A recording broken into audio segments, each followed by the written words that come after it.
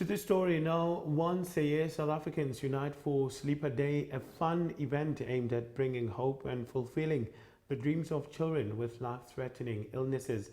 Now, this year, the event took place at the Oncology Clinic of Chris Hani Baragwanath Academic Hospital in Diepkloof, organized in collaboration with the Gauteng Department of Health and Reach for a Dream organization.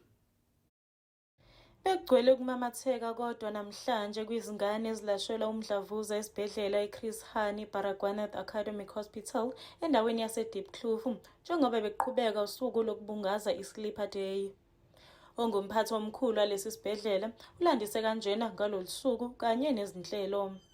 Today is such a dream come true. We are doing it for the dreamers.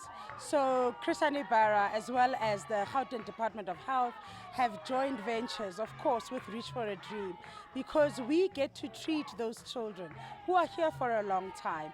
And ours is to say we want them to enjoy the day. You know, you can imagine you're always with drips, you're always inside the ward, being token, you know, taking bloods. But today we want them to have fun and remember that they are children. So there's a lot of activities. We're able to read books. We're going to have cake and also have a different type of lunch that is sponsored.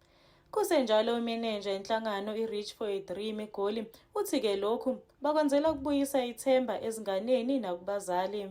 We're here to celebrate our children battling with life-threatening illness, just to bring hope and just to bring dreams into reality for them, because after all they are human, they are kids with dreams, and we're here just to celebrate that moment and create some magical experiences and quality time spent with them.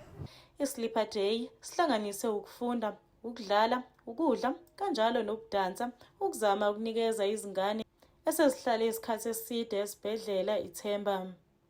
Ezindabeni zeSoweto TV, nginokulunga Mthembu ngise Diepkloof.